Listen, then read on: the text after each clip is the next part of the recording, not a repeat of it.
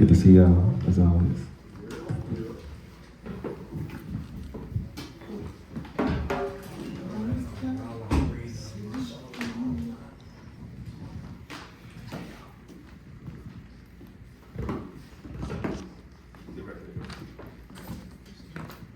Good evening.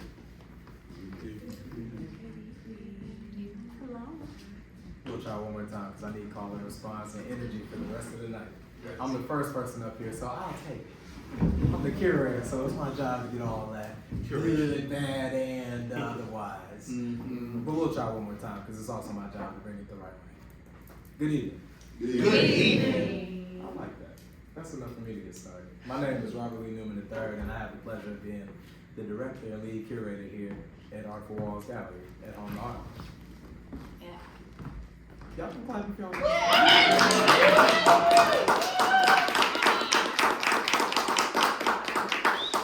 Thank you. All right, I won't do it no more. If y'all want to chill, y'all can chill. Eno has already said it, but I will, for the sake of intake and education, y'all are at Artfullwalls Gallery, and tonight we have an artist talkback with Darian, Stewart. And afterwards, we will have an open mic led and co-curated by DJ Eno. So I will tell y'all a few things about the space, give a kind of like truncated introduction for myself, and then I'm coming with the questions. I was cooking a little bit before I got up here, and I'm gonna have a few for you, okay? So you be ready, take your time, think about them, but they're gonna be coming all the way from the left field. At the same time. Yep. No preparation. I like to see them sweat. Yeah, it's real. Curator, I'll start there. As a curator, one of my favorite jobs is to make space for people, for stories, for all the things that we kind of hold sacred. As a curator, I have 3 chief responsibilities when it comes to that space. First of all, I gotta create a safe space. Shout out to George in the back. George is my co-curator in terms of safety. I mean that in the most multifaceted, multi-dimensional way as possible. We make sure that Harlem knows that we're here, y'all know that we're here, and it's okay for us to be here. There's nobody that will run in here and tell us otherwise. That is the foundation for us being able to have that democracy that we speak of. Second is brave space. Once y'all feel comfortable and at ease, similar to like Maslow's pyramid, I gotta get y'all to open up a little bit, which means stepping outside, literally, of that safety. Because just in case you fall, you come back to safety. Once we get those first 2, like cooking and collaborating like they should be, the third and most important is sacred space. This is something that we should hold as valuable and close to our spirit. We're here to continue the legacies, the stories, uplift things that otherwise would not be seen, heard, felt, or witnessed unless we're here to witness them. So, again, we're here for an artist talkback. There are too many times in life where artists come, go, do their work in the dark, struggle, and translate their emotion into real life gold for us to consume and learn from. And we don't get a chance to interact with them while they're here, while they're able to actually tell their story in first person. I, as a curator, am very terrible because I don't have a fancy accent and I won't sit here and pontificate on the art. Because I sit You got a fancy accent, right? Yeah, you do. Look. All right, y'all see. The fact that I'm pontificating. Yeah, I'll listen up. My bad.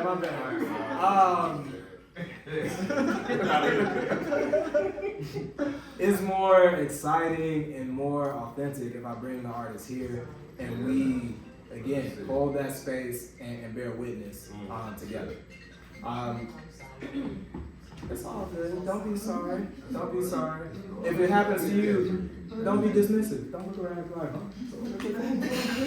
just silence it. We know it's the 21st century. If it's an emergency, we understand. We are here. I'm gonna skip my intro because that other part was enough, I think. I'll come back to it in conclusion. Because I never want to take away from what y'all are actually here to see. But lastly, for this greeting to work, I go back to this West African greeting. It came from the Ashanti people. I don't know the native tongue for it, but how it goes is, I see y'all. And then y'all say, I feel seen. I feel seen. I feel seen. I see y'all. I feel seen. I hear y'all. I feel heard. Y'all see me? I see you. We feel seen. I hear you. We feel heard. And with that, I will pass it to Darian to do his introduction, and we'll get right into these questions. Hello, everyone. My name is Darian Deshaun Stewart. I am originally from Arkansas. I moved to New York about 5 years ago to go to grad school to pursue my art career in fine arts. And I'm very excited for y'all to be able to see the work in person and really get a feel of the full essence of the work as you experience it, with all the textures and everything that's added, the detail within the work. You want to Before point we, out? you want to do one too? No, I said you mind pointing at your. Oh yes. Okay. So we have this large painting here. Of course, the fence behind me, and then anything that has a lot of texture on it: beads, rhinestones, fabric, the mixed media images or portraits that are in here. And can you tell us the name of the body of work? The body of work is called "America Has a Problem." I created this in a residency called Artfullwalls Harlem under the games people play, and my sub-theme was America Has a Problem with the games America plays with the Black communities.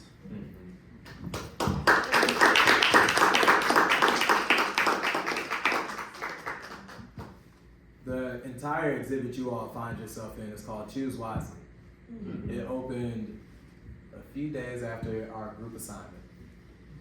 We were at a pivotal moment in history where we were reckoning with the question, are we actually in a woke or post-racial, post-sexism, post society? And we found out that we weren't.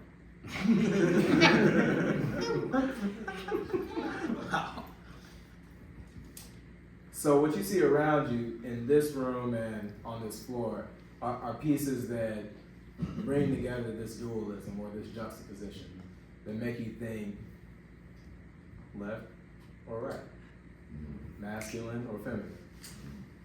Is it a singular entity? There's a picture of a mother getting ready to give birth. Is it one or is it multiple?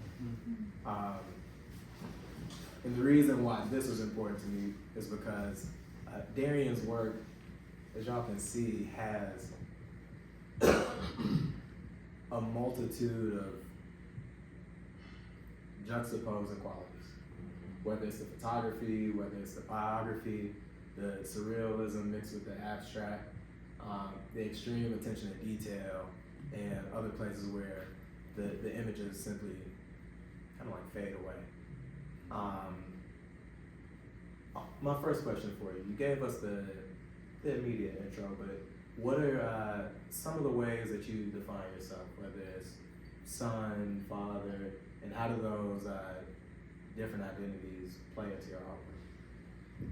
So this work is probably my most vulnerable work just because it lets the viewer kind of see my personal identity. It's talking about me being black and white and being on both sides of the white picket fence, what America kind of pins against each other, and just like navigating that on both sides. It's also honoring being a father. I have a 10-year-old, so having her in my work is very important. And then also, just being a queer father, being a son to my family. I'm honoring my grandmother, my grandfather, and a lot of my family within each of the portraits or the paintings that I made. So a lot of my identity definitely is put within inside the work, just from like just my skin complexion to being queer to being a father. A lot of different aspects of the complexities of who my identity really is put in different ways within the paintings. Okay. Talk to us a little bit more about the fashion, the fabric, the luxury quality of the work, and where that comes from, your training, your art upbringing. So I always have been interested in textiles and creating dimension through different types of media. So collage, beads, rhinestones, fabric, pretty much anything that I could find to mix with oil paint to kind of create these different illusions and like allurement to be alluring to the viewer. Has always been fascinating to me, and also just the way I always wanted to find my own kind of aesthetic, and creating this aesthetic with like all the textures kind of really pulled from being queer, I would say, pulling from like ballroom, DIY, creating their own garments, and all the work that is put into creating within the ballroom scene and representation. So I always thought like materials were very interesting in the glitzy and opulence of materials within the painting. Amazing. I have a question for you all. By show of hands, how many of y'all have been to Arkansas? Like drove through. 4.5. We'll take it. For the folks who haven't, talk to them about your experience there, and since we keep going back to the juxtaposition, how New York had an impact on your work versus home. Okay.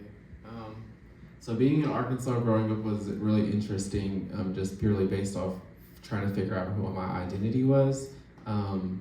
Coming from where my dad's side of the family was in the hood in Little Rock, compared to where my mom lived in the countryside, very small rural town, a lot of white people. So it was like, it was very difficult, like navigating through that and understanding who I was. But I always had the anchor of my father, and my mother was very good about like making sure we knew who he was as black people, black children. So it was very helpful, but I had to deal with a lot of definite like racist experiences that I'm talking about with like in the paintings. I'm painting about my first racist moment that I had as a child. Can you point that out? So yeah, in this painting, it's a self-portrait, and it showcases me and my grandma coming out of Walmart, and there was a letter on the car that said, "Get your nigger out of this town." So this painting's kind of like reclaiming my space and who I am, and like all the hardship I kind of had to work through. Even comparison to like the high school mascot was, he looks like a General Lee. We were the Highland Rebels. They were flying Confederate flags all the way until I was like in 8th grade. So it was just a lot to kind of really figure out who I was. But now I'm just really grateful for the experience. I'm not really grateful for what happened, but it kind of made me who I am and where I'm at today with what I want to talk about within my artwork and show to people. That still goes on, because this is very recent. Like I was in high school in like 2008 through 12, so it's not that long ago. So people are still dealing with this, and just the fact that I have a child in Arkansas, it's very important to me to like get this across to people and show like the different experiences that people are going through in the South still in rural towns. to this day now. And then the other half of that question was, coming to New York, what were some of the things that, I don't know, like immediately turned on light bulbs for you, because very different places. How was Yes. that? Just fully and kind of diving into my personal identity, I would definitely say with just my queer identity, it really helped me open up and be comfortable being who I am, because it's not really accepted that much in the South, where I'm from. So even just like the way I dress and kind of fully embodied my art moving here really helped me really dive into my practice and keep wanting to push forward and be more inspirational to other artists and little or small children who look up to me and want to do the same thing that I'm doing. Okay. This will be the last question for, I guess, context setting. So why this work exists, right? Or maybe like retrospective questions. I didn't tell y'all, I'm also from Arkansas. So one of the funniest experiences is the shock and awe. Like telling people, right? Especially when you're in New York. You're from where? Arkansas? What's that like? So you see, I already preempted that question. You're not allowed to ask me. So with that, what is I don't know, maybe this is a lighthearted question, but what's one more thing that you maybe explain to folks or just share with them that's also as surprising? I know for a long time I worked on Wall Street as well. So when I told people I was an artist, they'd say, "You?" And I'm like, what? Do I have to tattoo it on my forehead? So that was always like, again, kind of what I mean with like that wow factor. Is there any part of your identity that you feel like people still don't recognize immediately, but you think might be written on your forehead?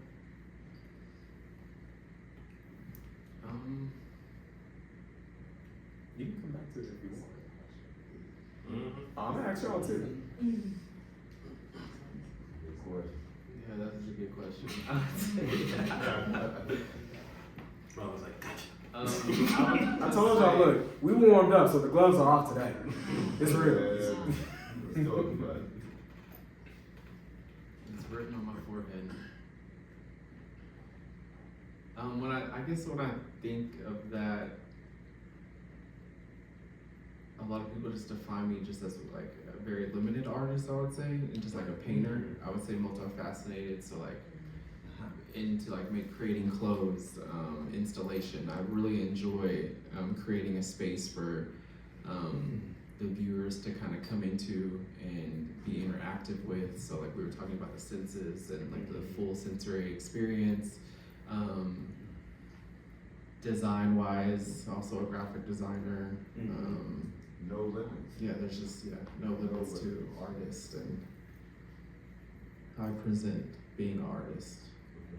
It's constantly like evolving. Yes, sir. Yeah. Damn. No limits. Look, see, that's sometimes why you gotta do the left questions, cause that was a damn good answer. Yeah. For all of the performers, artists, and creatives in the room, that.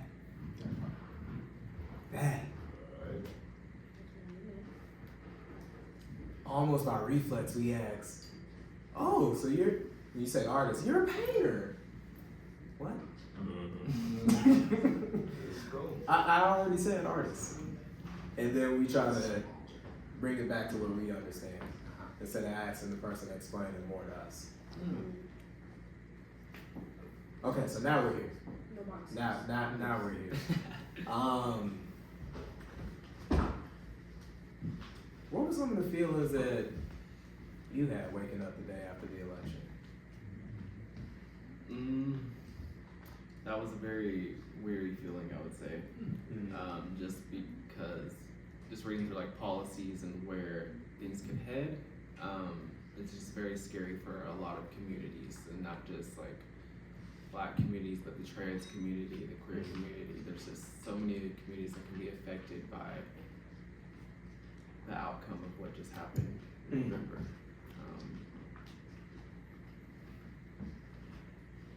How do we move forward?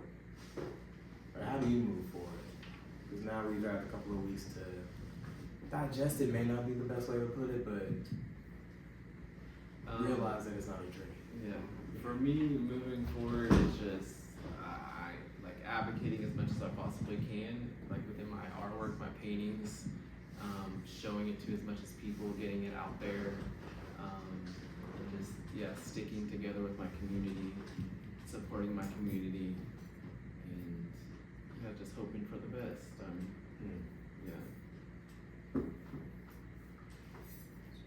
How do you find inspiration to create new pieces?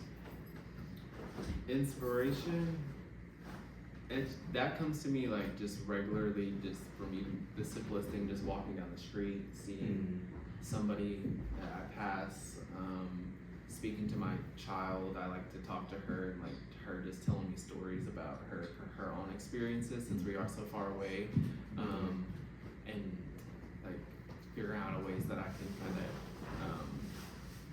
put that into my artwork, and also like I like to do like reach multiples of people, so like speaking to my trans friends, like working on serious trans people, and just different minorities who I can really help represent within my artwork. So anything could possibly inspire like conversation, seeing a specific image while I'm traveling. I'm gonna come back to that, Charlie. Do you have maybe a couple of guiding questions you could give us in terms of inspiration? Because it sounds like if I'm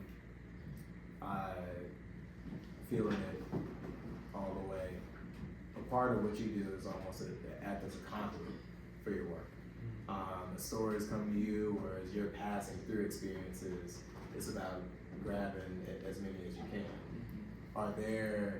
Is there maybe a thesis that you use to say, ooh, yeah, I can use that. Ooh, I think this is one that should be elevated.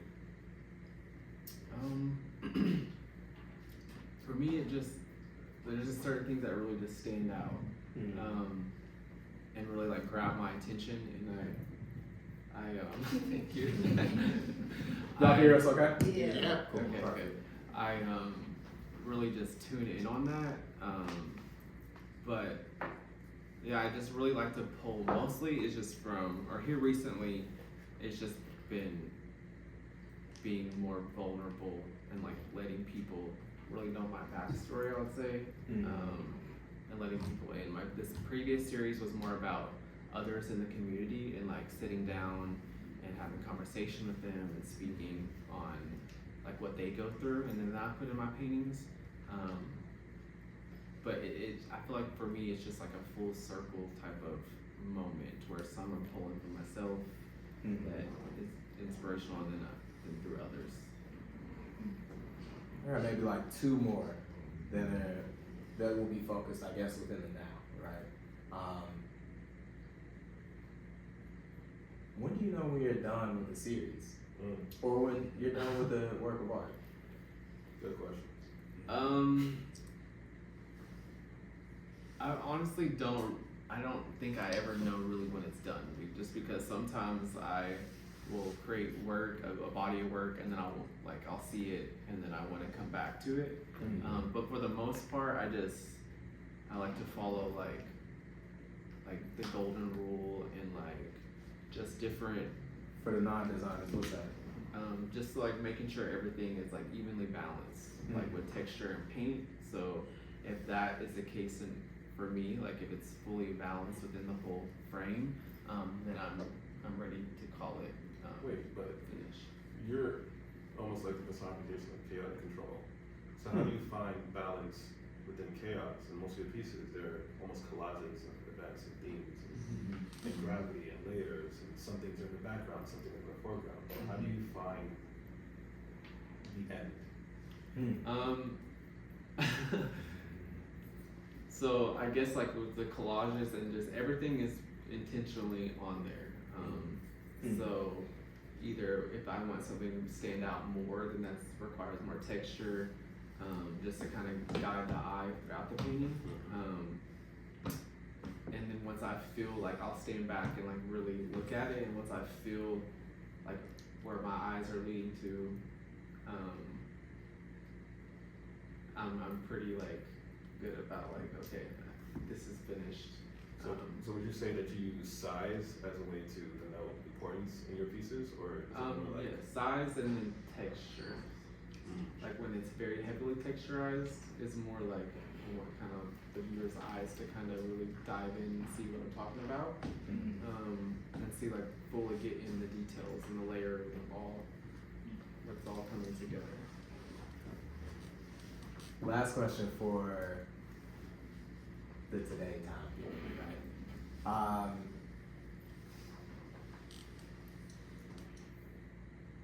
For you, is your creative process more inspiration, pulling in and catching the sparks, or might you define yourself as more kind of like disciplined and regimented? Is there a certain way that you work? I feel like it's now where I'm at now, it's more disciplined just because I have a full process of creating the collages on the computer, and then translating to the canvas, painting, and then adding all textures. But the part where I kind of like break the rules within the discipline is seeing the collage on the computer and then seeing the final product and how much it changes within that whole process. Things come away, things are added. I'll think more into the painting while I'm actually painting it and want to add more of a narrative within a specific area. So it's constantly changing and evolving as well when I'm creating throughout the process. Alright. So now I want to ask where you go. All the far-sighted questions. You mentioned you're a father. When you get to the end of the road in terms of your artistic career, what are some of the things that you want her to take from the pieces? So everything I'm doing now and following my art career is pretty much for her. I want her to see that she can get out of a small rural town and follow her dreams and really pursue what she wants to do, just because she does have an interest in the arts, music, fashion. So it just makes sense for me to show her that she can be inspired to leave, because home's always going to be able to where we can come back to. So I just really encourage her to get out and really explore what her passions are. And then just see that within my art that I've always been here for her and always in telling my stories and telling her stories, and just here for her. And just making her be seen as well, like letting her be seen as a piece of art. It's really powerful, I feel, to encourage her. The idea of being seen. She feels it. And she's constantly asking me about art and paintings. And That's good. Yeah. We'll have her here soon. we will. Alright.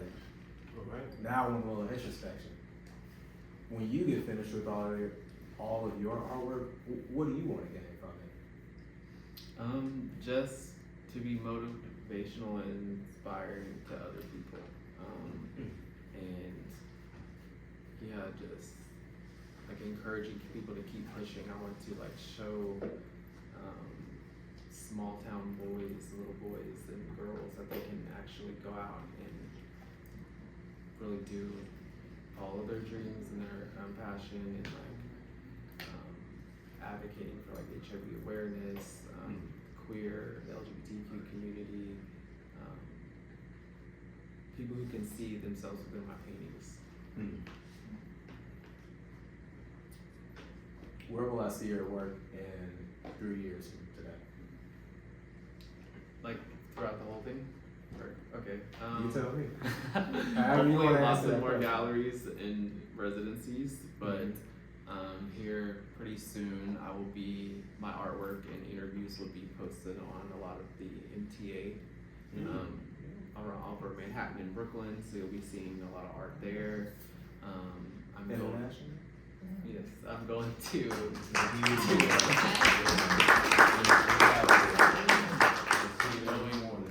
a residency in France this coming up summer or the following summer. I get to choose which summer, but I'm really excited about that. It's a 3-week program, so I'll be making a body of work in the countryside of France, and I'm really excited for it.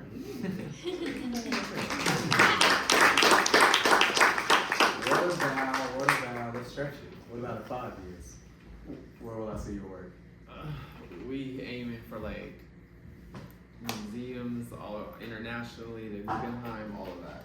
We're gonna get in some places. Yes. So, Maybe one last question for me, is your artwork purchasable? it is. So like all these pieces are on sale, Yes. okay?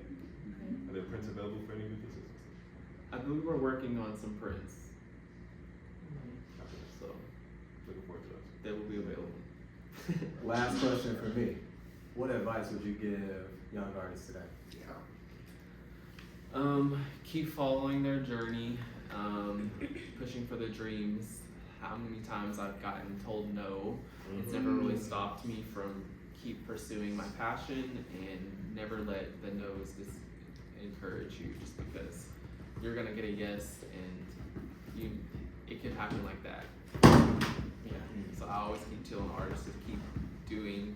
I like to practice something where I do something artsy or artistic every day, whether that's drawing, making a collage, just something that kind of keeps my creative juices flowing. If it's the smallest thing, it can be added to something bigger in the long run. Thank you for that. Of course.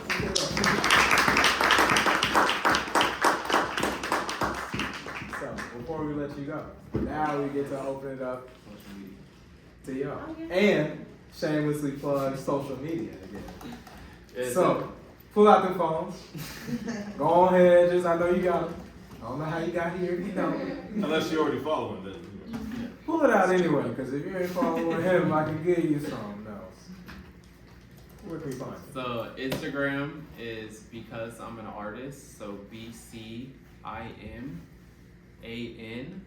artist. So follow me there. I'll constantly be posting new artwork, new places you can see my art, residency programs. Yeah, anything to keep up with. By the way, this is what a art's journey. successful artist looks like, right? To be able to curate their own pieces, be in different venues for art, it takes a really long journey to get there. So to even be here, to be in that situation is an accomplishment. So if you are an artist, he is here. Tap in, talk to him, Yes, have a please. conversation. Let's get a couple questions from the audience. Anybody got anything on their mind? So like how long did it take you to get to this point? So I've been doing art as long as I can remember. I really started taking it seriously though in undergrad, and I graduated in undergrad in 2019 with a fine arts degree in graphic design, a bachelor's of fine arts degree, and then I came to New York to go to grad school, and it took me 2 years to get my master's in fine arts degree.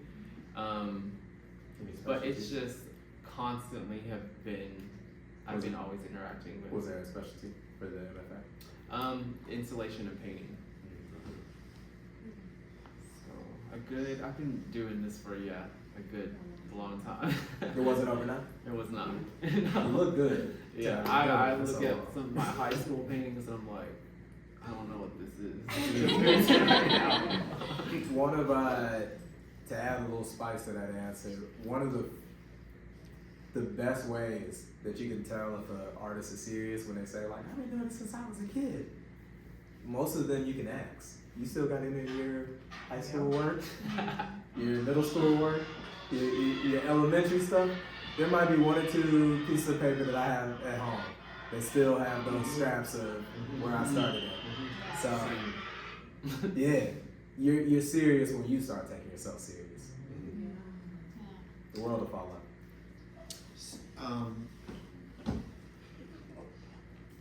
If you're willing, could you tell us about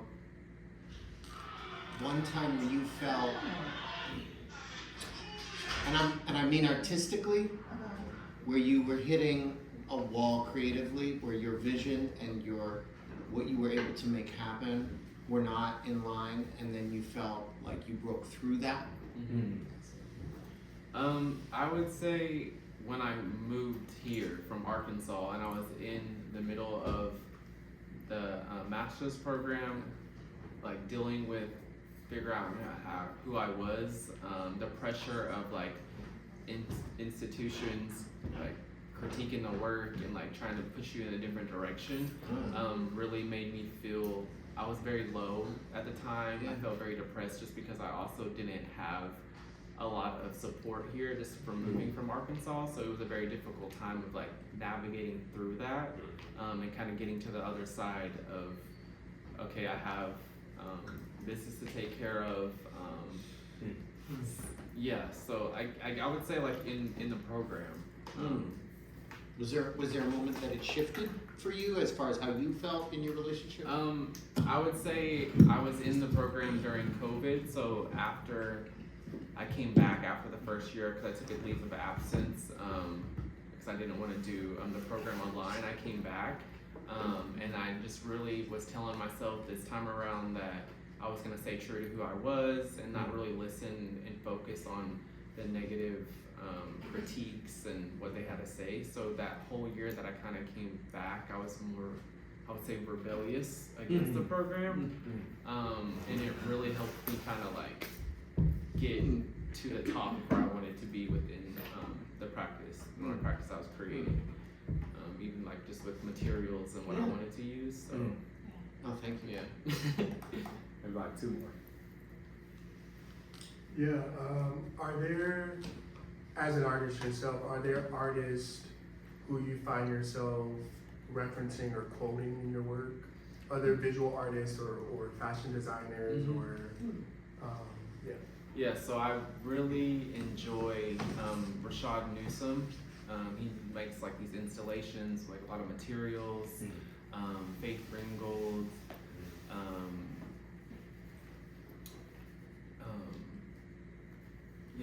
What's that?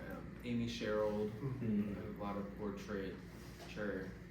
But yeah, I find myself definitely skimming different artists and polling and like figuring out how I can put my own spin on things and like pulling them all together and putting my own take on it.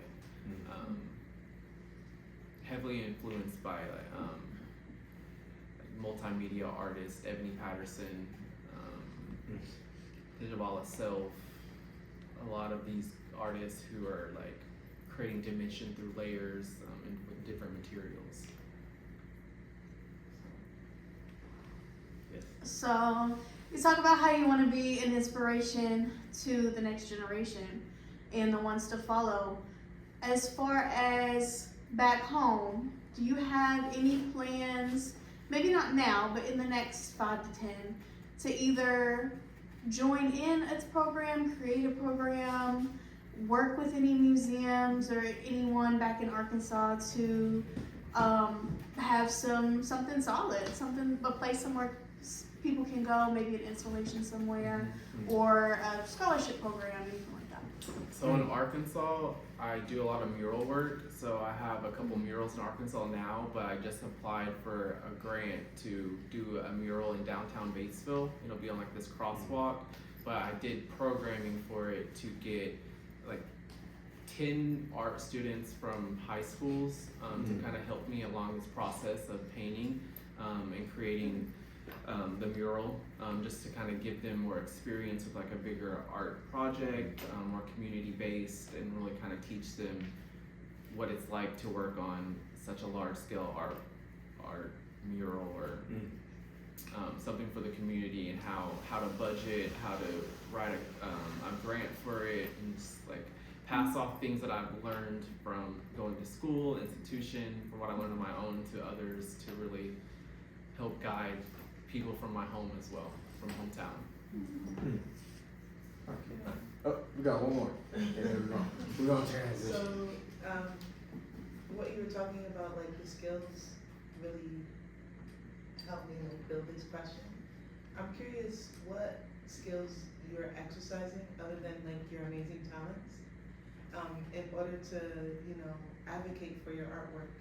Is there any other skills you should learn or exercise in order to make sure that you're Yourself. See, this is why I had to go with the hard questions first. Come on. I would say How do you self-advocate? yes. Having a relationship with graphic design and fine arts has really helped me kind of build more of like a social media presence and like creating reels, how to kind of like create these, kind of get the paintings to be interactive on social media, just because it definitely it's different experiencing them in person than it is online. So like, yeah, marketing myself on social media is very important. Yeah, that's like the biggest one for me right now, is getting people to view the work, and go to my social media, go to my website, and having a presence online as well as in spaces. So what you're saying is all your social media is curated, just like your DR. Yes, very much. It's in 3. Yes. All right, y'all. So we're getting ready to transition. So that means one more commercial from me. I know y'all tired of hearing from me, but it's so what? So what? Again, thank y'all for being here. My name is Robert Lee Newman III, and I am the director and lead curator here at Home to Harlem. There are a few people that I need to shout out before we transition, starting with the owner and proprietor here at Home to Harlem, Maria Granville. Maria, you want to wave before? We are, because she is. We see her. We'll work on it. We'll work on it. I also want to shout out Ulysses Williams right here in the back. He is the founder and executive director of Art Crawl Harlem, the artist residency program that housed this beautiful work before we got it back here on the island. So if y'all get a chance, please go out to Governor's Island, correct? Yep. Check out the Art Crawl house Next May. and see the new residents. How often do you change out artists? This time we had over 20 artists. It was a changeover 4 times. Darian is aware of, he was there for about 2 or 3 of them. Well, he became constant. So he saw all the changes. We really expanded into literary arts, visual arts, performance as well. Yeah. Beautiful, beautiful. Thank you. I need Enno to do a full introduction because without him, this open mic would not be possible. Enno, where you from? How'd you get here? What is your whole name, young man? And what is your relationship to music? When did you fall in love with hip hop? You can tell Robert Virgo. Hi. So Rob often says I make myself smaller, which I do seem to do that, and you also said that too. My name is Enogene Ezekiel Lucky Akpoyoma Ajueshi. I am 13th generation Ajueshi from Nigeria. It's like a lot of this. Trace my blood back to the 5th dynasty of Egypt and the 2 dynasties of Kemet. I know I did the research, it's crazy. Everyone calls me Eno, or Eno for short. So you can call me Eno, just call me E, or just don't call me E, just call me a little bit about me. So I'm a singer, I'm a drummer, I'm a poet, I'm a producer, I'm an engineer, I'm a DJ. Music, I don't know how to define what music is to me. I'm just a musician. And That also went to the best music school in the world. I went to Berkeley College of Music, and I did acoustic. practical acoustics and engineering. From there, I got to engineer for Bad Boy, Atlantic Records. Went on tour with T.I., Busta Rhymes, Flipmo Squad. Produced There's Loaf, some other cats that you might or may not know, R&B, her. I work in the industry now. I work with Amazon Music on some stuff. And I'm working with Rob to bring sound to the gallery. So that's open mics, that's classes, that's musicians, that's practice, that's practical lessons, all those things we're gonna try to build and make here. And personally, I am releasing an album. Yeah,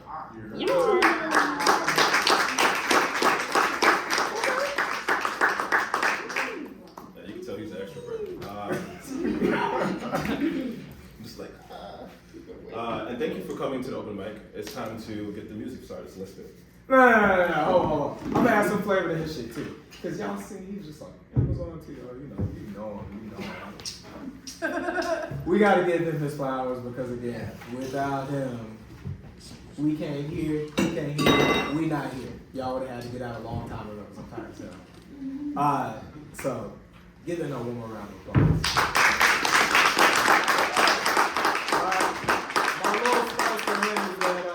He's also a technologist. He built my first website. He was the first DJ for my very first art curator event here in New York. And this motherfucker speaks Japanese randomly. How many instruments do you play besides drums? Piano? Come on. How many? So, please, pull it out of him. Y'all do not get to ask me any questions. I told y'all, I'm just playing. I'll be here throughout the rest of the night. If y'all have any questions, let me know. If you want to follow me on Instagram, I'm RXBART. That's Rob's Art, not RX Bart. RX Bart, yeah. I mean, whatever helps you to find it. But in case you missed it, because I ain't see nobody phone come out, it was RXBART. Because I love some Harlem, I love Malcolm X, and just like Deshaun, or Darian, Deshaun, Stewart, I love to think that I could do anything. So when I say artist, I don't need y'all to ask me, do you mean painting? I mean it with the big A. Art and inspiration is my chief and primary duty. And I get to do that in more ways than one. So without further ado, I'm done, grab a drink, tip the bartender, and enjoy the open mic. Thank y'all again for coming.